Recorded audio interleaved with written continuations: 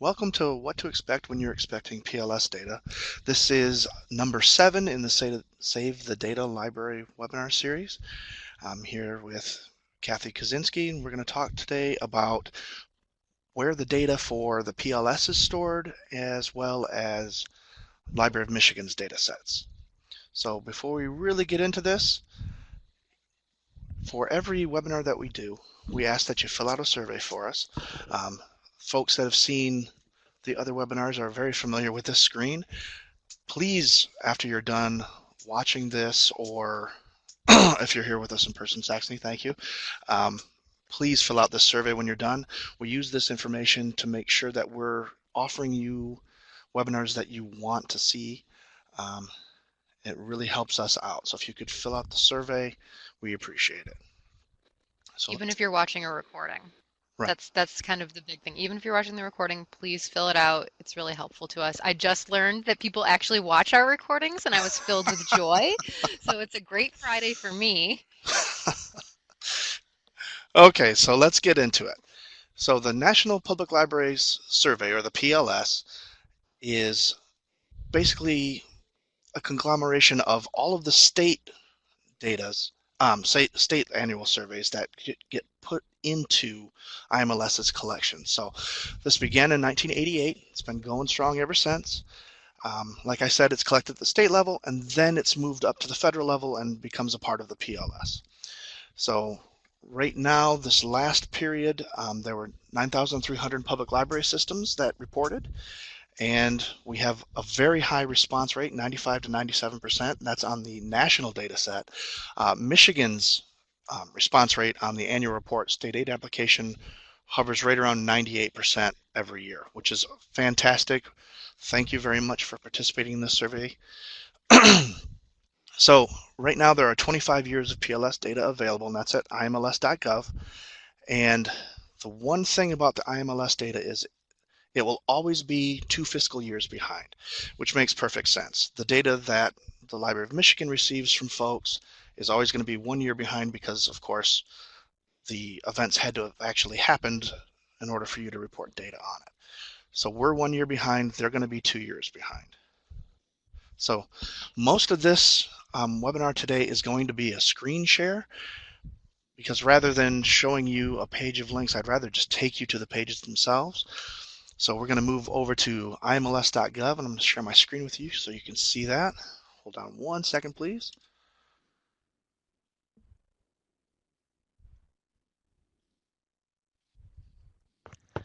And welcome to the other people who just joined us. Joe is going to walk us through how to get all this lovely PLS data.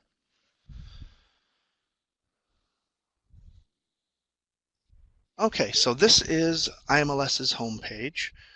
Just move one thing around here. There we go.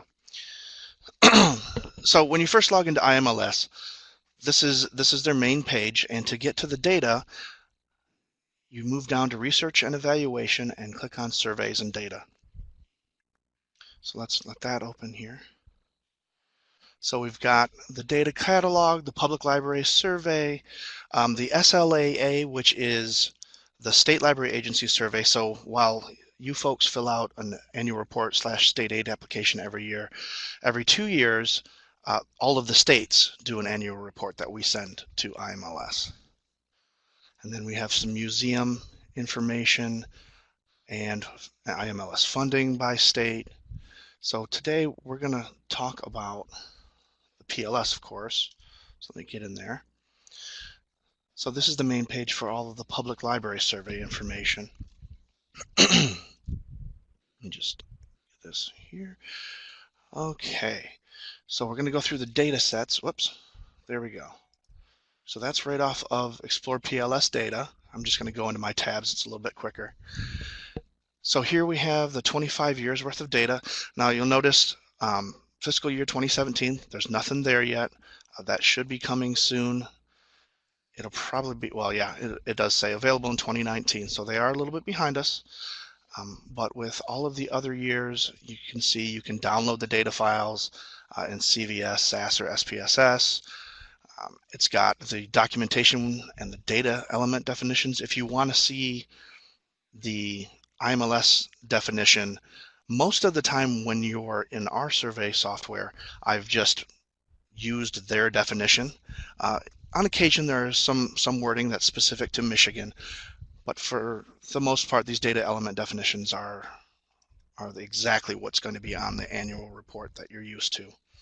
So this goes all the way back, and you see for the first few years back, it's laid out a little bit differently. When you get down, let me see, where is it? There we go.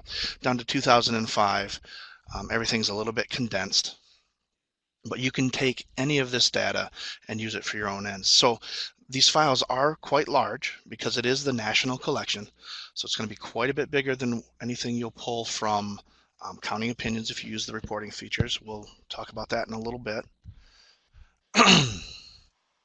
Move on here. There we go. So now the next thing to take a look at is the IMLS Labs. This is sort of their beta center for new tools they're testing. In the past, we did have a library search and compare tool that was provided by IMLS through partnership with the census. They have a new vendor now, and in the intervening years between the vendors, we lost that tool. So we got the tool back, which is great. It's a really useful tool, and I'm gonna open that up and get into it here. Okay, so with this, there we go. With this tool, I'm just gonna put in a library.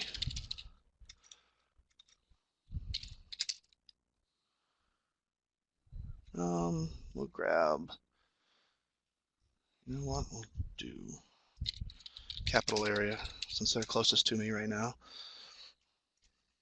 So you can put in your library's name and it'll bring your profile up. So this is data from 2015 right now, fiscal year 2015. Oh no, I'm very sorry. It's fiscal year 2016. Okay, sorry. The last time I was looking at it, they still had the 15 data in. So this is data from fiscal year 2016 at the national level. What you can do is put in your own library, and then you can see similar libraries based on these 4 criteria. So if we go into see collection, and now this is going to pull libraries from all across the country.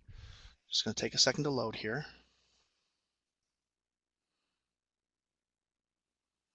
There we go. So it's identified 157 similar libraries in terms of collection data with Capital Area District Library. So very useful. You can click on any of these. It'll take you to their profile. It's a nice tool. They're still working on it right now. Pretty robust though. And it gives you a nice basic summary. So yep, you can select any of these areas and compare. There you go. And any of these you can open and take a look at. Oh, Ann Arbor District Library comes into it. So did Kalamazoo, I see. So that's a nice quick little tool to use. And if you go to, let me go back to this IMLS Labs page.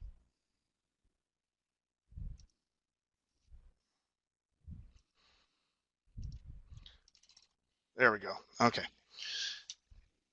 I would bookmark this page because they're constantly talking about new tools. So Library Search and Compare is the only thing on here right now, but I imagine there's going to be constant updates to this page. And you should also bookmark it because our next webinar is actually going to be a part 2 to this. This one's all about, getting the data, as Joe said, but the next one is going to be all the fun things you can do with the data. So Absolutely. I'm sure we'll be revisiting this. Yeah, we will be. So like Kathy said, this is part 1. We're just showing you how to find it. Next time we're going to show you how to use it, or how we use it rather. Let me just move ahead here a little bit. Okay, we're going to find your library. So if you would like, we did put the PowerPoint and the list of LM staff in the lower right-hand corner of the meeting, so you can download those, and I packed that PDF or that PowerPoint with links. So pretty much anything blue in there, you can click on it, it'll take you to one of these pages. So in Find Your Library, you have a couple of different neat little tools that you can use. You can explore library systems. As you can see right now, that's the fiscal year 2015 data. They do update that. Sometimes it just takes longer for specific data sets. I know that they're trying to get the 16 out now. But for now, with library systems, you're still looking at 15 data. Same thing with outlets, as those two are, outlets are a component of library systems. But you also have a unique tool to look up FSCS IDs. This could be very useful if you're a new director and you're not sure.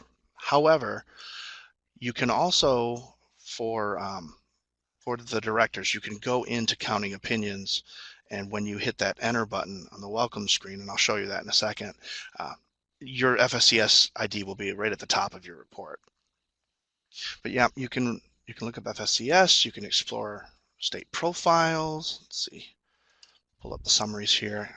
I believe the last time I looked at this, it was 2015 data still. So that's going to be updated. They're constantly working on that. You can see September 7th, they finished that one. So I'm sure 16 is on the way, but you can do lots of different things with this data. You can export it, you can create visualizations in Plotly, a couple of other tools you can use if you're familiar with those. You can get the API. Let me just go back out of here.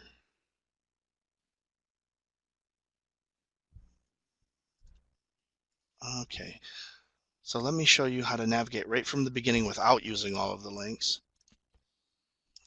And I'm just going to get in here real quick.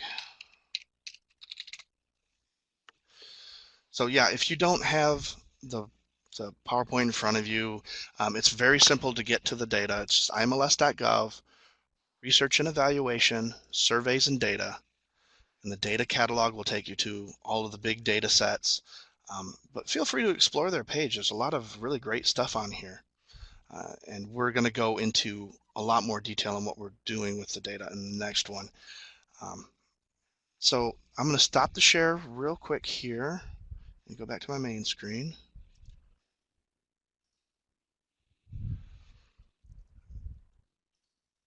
Sorry, this shouldn't take that long. A little bit clunky on moving back, but just take a second. So what I wanted to ask was, are there any questions about the IMLS site? Because I'm going to move to next really quickly is our site through Counting Opinions, the Michigan data, and what we have available for the public on our website at Library of Michigan /library or michigan.gov/library statistics. And of course, if you have a question, please feel free to light up the chat. We're perfectly fine with that. Wow, this is taking a very long time to load. It's almost like we only had one job, Joe, and we failed. I put it up there. It's just really taking its time. I'm just seeing a loading content screen. I'm wondering, you know what? I really don't need it. See if this is any quicker, and we'll just continue on with the screen share. Yeah, okay, that's much quicker. So we're just going to continue on this way. I don't want you folks to have to wait for me to have a screen load. Kathy, can you monitor the Thanks, chat? Jocelyn. Yes, Thank you yes, very much, I am Kate. monitoring. Great, because I can't see it. Okay, so let's talk about what where Michigan's public library data is and what you can do to get to that data. So I'm going to move over to our Counting Opinions site. So if you're a library director, you're probably familiar with this site. If you're not, it can be found at mi.countingopinions.com. And again, those links are in the PowerPoint. But if you are a director, you're probably familiar with this screen. So I've already logged in. I'm going to go into the tutorials really quickly. So I do have a few tutorials set up on data entry for the folks putting in data. I also have a couple of building custom reports webinars. The second one, 39 minutes, much shorter. The custom reports here, I think that one was about an hour long. But basically, it's just an overview of how to create a report. So I'm going to log in real quick here. Hit the enter button. Come on. There we go. Okay. So, yeah, most of the directors will be familiar with this. Any field on here, well, almost anything with PII is not available for reports, but almost every field on this report can be used to create a custom report. So for folks with a login, and if you're not a library director, but you want to be able to create custom reports, please ask your library director to contact me, because I can create a staff account specifically for creating custom reports. You wouldn't be able to enter data in. That's the purview of the director, and whoever the director assigns to that with their login. But with a staff account, you can create custom reports, and I'm happy to do that, but I do need to have a request from the director to create that account. So, but I'm going to take us to reports here. And now we do have, I want to say real quick, we do have a large collection of data available to the public outside of counting opinions. It's on our website at michigan.gov/library statistics, but it's all of the data. And if you're just interested in a few key points, it's better to have this account, because you can just get to what you're interested in rather than having to sift through the entire data set. So right now we have, and then let me just go in real quick here, and I'll just do a new report.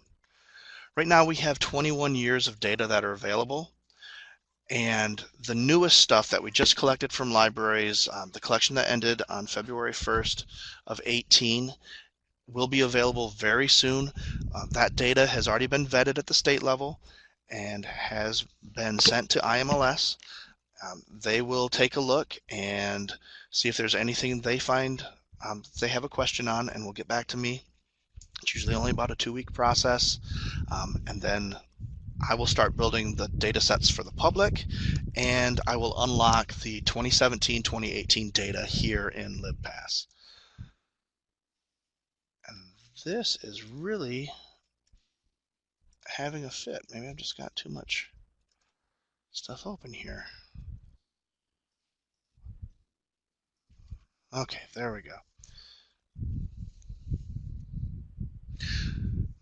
So in here, it's pretty intuitive. It's, like I said, it's got everything, almost everything, that's collected on the annual report / state aid application every year. It's a simple matter of choosing where the data element that you're interested in is on the survey. So this drop down matches the order of the survey that your library directors fill out. So I'm just going to grab a couple really quick. This isn't really going to be that great of a report, but I just want to give you a few examples of how easy it is to grab stuff. So all I have to do, if I want library visits or virtual visits to the library's website, or if I want both, I hold down the shift key, grab them both, and hit add, and it's going to show up on the report. You can create as large a report as you want. I think I've got a few with 80 or 90 different data elements on them. So once something gets added, you see it here. And this is all covered in the tutorial, so I don't want to spend a lot of time on it, but it is really, once you get comfortable with it, it's very easy to create a lot of different custom reports. This report type is called a table report. That's what Counting Opinions defaults on in the reporting module. So just, very simple. This only has 2 on it. And if I were to click on this, you can see that 392 libraries participated in last year's data. This is going to give me charting. This chart is, of course, useless because there are 392 libraries listed. But with the charts, and yes, you can make them a lot better and a lot more concise. With any of these, you can copy them, paste them, embed them on a web page. You can, almost every type of report created, you can download them to Excel, just like with the IMLS data. You can take those to CSV and CSV for Excel. Everything that we've showed today can be exported pretty easily if you want to work with it yourself and not use some of the graphic tools here. So take a look at the tutorials if you have any questions about creating the reports. I'll also do another set of tutorials on that. It's been a while since we've done custom report creation tutorials, so those are a little dated. And again, if you are not a library director and don't have a login for LibPass and need one, please contact your director and ask them to make that request. And I'm happy to create a custom report or a reporting account for you. Let's see here. Where were we at? I'm sorry, I've lost track of my slide here. Oh, yes. So what we have available for the public. So let me go in here. So on michigan.gov/library statistics, anyone can get to this. This is our statistics page currently. So you see you've got the old data digests that we haven't done in a while, and then you've got the data sets by years, and I think I've got 6 here. Yeah, 6 years worth here. Some more quick facts you can use, infographic type stuff, and then links to other data resources that are out there and available to everyone.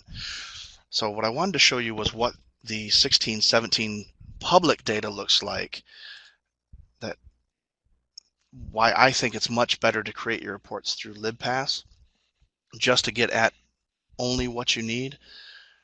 And I'm just waiting for this to start up here, and we'll.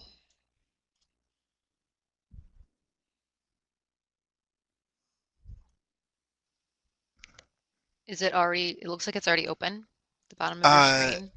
it's not though. That's a different Excel. So, yeah, I know, I know. Um, hmm.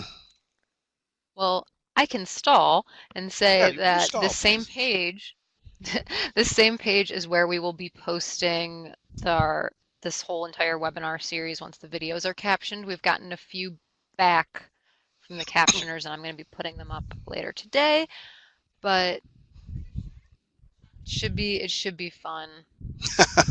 Should be. I'm not good at stalling. I'm Okay. sorry. All right. Well, it did finally open, so I'm going to move it over here. Can you see that Excel sheet? Yes, I can Okay, see it. great. Hmm. So this is what the data set for 2016, 2017 looks like to the public. And it does have all the data in it, and it's broken up by class. So you've got all your class ones there. This is and this is just the outlets, hours, and square footage. There are several tabs, but it's everything all at once. And if you were just interested in a few libraries or a few specific elements, if you've got the ability to create a custom report with just those elements on it, take advantage of it. So, but this is available for folks that can't get to that information, or want to use it. That's perfectly fine. Or if you want to point patrons to it, if someone has a question, it's pretty much all there. So yeah, it's quite a large spreadsheet, and we've done this since 2012 in this format. Um, so yeah, so this is what the public can see.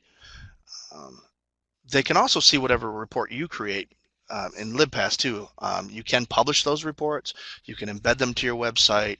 You can export them into Excel and generate it just like I generate this one. This is just a series of custom reports that I've created in LibPass and then exported into Excel and organized. So I also want to show you a little sneak peek of something I'm working on right now that I think will make some of the data even easier to access through LibPass. Let me just go back there really quick and hope this loads fast. Okay, let's go back to reports. Okay, now what I'm going to show you, you do not need to have a login to get to. It's in development right now, and of course I got to log all the way out to even get to it. All right, it's in development, so up here at the top left, and it's just listed as statistics right now. It's going to be a new data portal that I'm working on for commonly requested reports, report templates. So I've got a few things in here right now. We're working back and forth to really expand this out. Um, it's just another way of getting the most popular requests to the people as fast as we can. So I do get a lot of calls from trustees. I get calls from library directors. Occasionally get calls from the public for reports about library data. And these are just a reflection of the most common things I get asked. Obviously, staff compensation is one of the most popular reports I do. Get that request all of the time.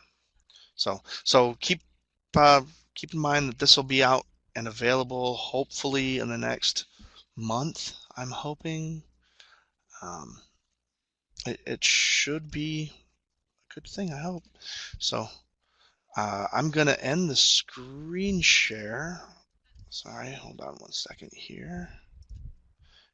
And go back into, well, geez, I'm really hesitant to try to load this thing again, but uh, maybe we'll have better luck this time. Yay! Well, thank you, Lise, for the reminder on the registration emails. Oh, I see. Kathy already answered that. Okay. All right. Does anyone have any questions? Does anyone feel confident going to IMLS to find where these resources are? I mean, it is really simple. IMLS.gov. You just grab that research and evaluation, and the data sets are right there at the top. Feel free to explore. You can't break anything.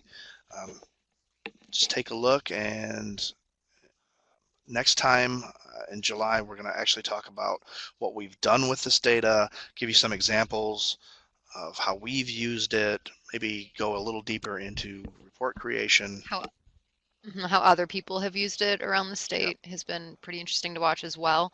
And I'm just going to double back to what you said, Joe, a second ago. Does anyone feel confident going to IMLS to get data? Confidence kind of a strong word, I'm going to say. So I open counting opinions sometimes and just all the tabs hit your face and then you kind of have this mild panic attack. So I guess not even as long as you're curious and willing to look at all of this, that's a great step in the right direction. And if you do have any questions, Joe is right here. Yep, sure. So and Always, I always do get there. really comfortable with it. I deal with it all day long. So yeah, sometimes seeing it from a fresh perspective from someone that touches it very little is really helpful to me to make helps me make tools that are clearer and even easier to use. Because yeah, I get so used to it. So And he's really helpful. And honestly, like he's mentioned before, we do library visits. We go around the state and visit different places. And I'm not exaggerating. Every single place I went to, every single one of them mentioned Joe and how nice he was and how helpful he was. And I'm gonna say this is his job, and he loves helping you guys. I So do. if you do have any questions, serious. I mean, you can direct them to me. When it comes to this, I'm not sure if I'm the best person to help, at least with counting opinions, but I can always let Joe know, even if he's not here or something. So we're here for you, we're here to help, and we're really excited to show you all of the different ways that you can, you know, change what you do or just show people the great things you're already doing with this data set. Yeah, absolutely. And a lot of the time when I'm talking to folks in libraries, I'll get, "Oh, I'm sorry to bother you, but you're not bothering us at all. We love talking to public libraries. We love talking to academic libraries. We'll talk to anybody. It's all about customer service for us too, and we see you as our patrons. So yeah, feel free to contact us.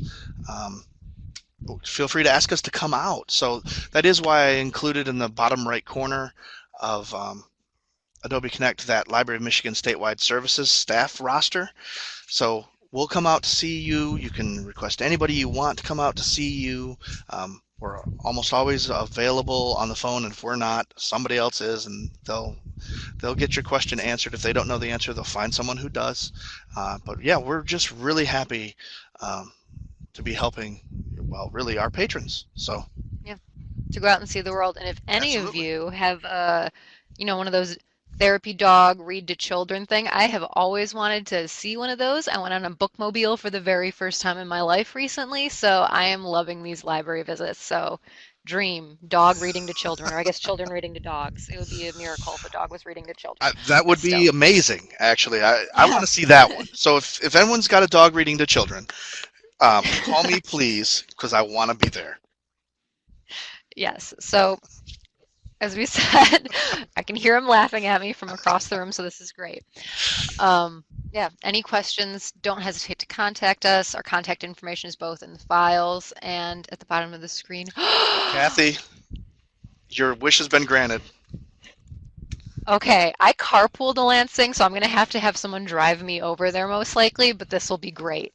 I am really excited. I'll see if we can do this, Lise.